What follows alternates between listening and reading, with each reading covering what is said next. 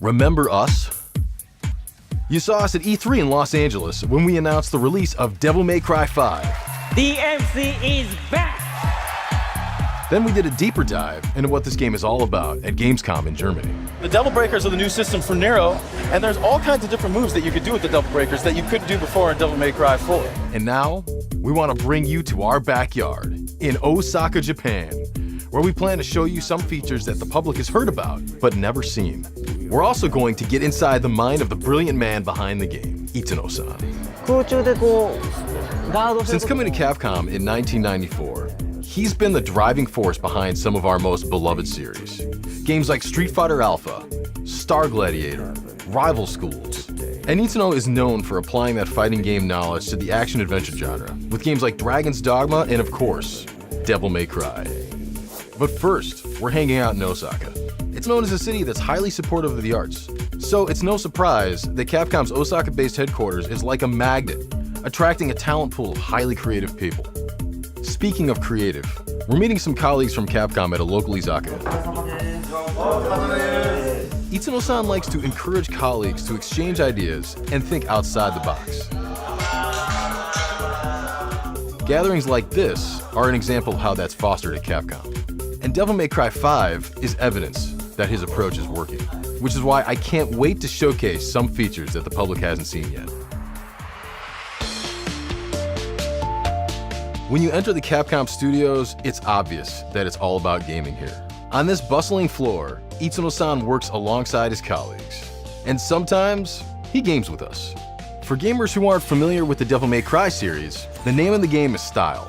It's a combat-heavy game where players are rewarded by stringing together stylized attacks while avoiding damage. Varying up your attacks is key to raising your style rank.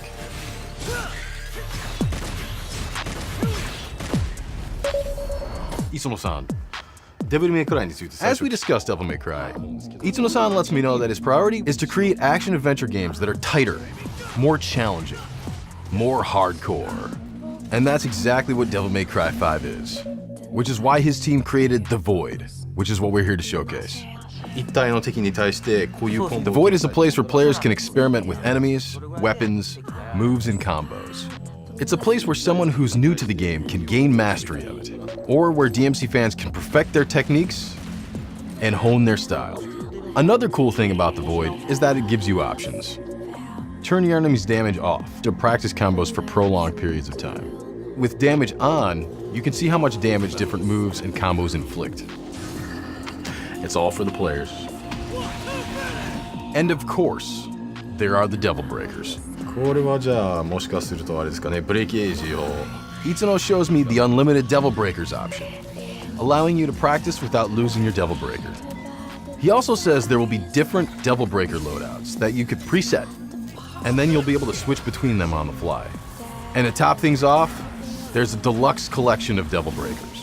First up, the Gerbera GP01.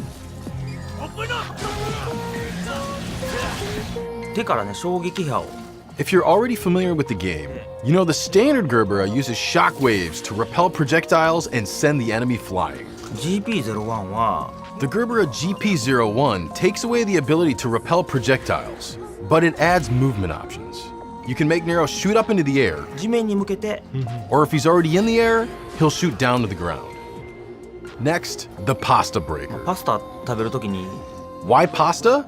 Itsuno-san was thinking, what if Nico, that's her, was just cobbling something together with stuff she had lying around. She saw this fork, she's thinking, he needs to eat, and so the Pasta Breaker was born. And even though it's not much of a fighting tool, this is the only Devil Breaker that allows you to cycle your remaining Devil Breakers. So it could be of help strategically. For the next one, Itsuno-san takes us out of the Void and into gameplay. Meet Sweet Surrender. It's the only Devil Breaker that has the ability to heal. You can see it healing while in battle. If you pull off a Break Age move, you can recover 3 bars of health instantaneously, while surrendering Sweet Surrender. And now, Itsuno-san takes us back to the Void for the Mega Buster.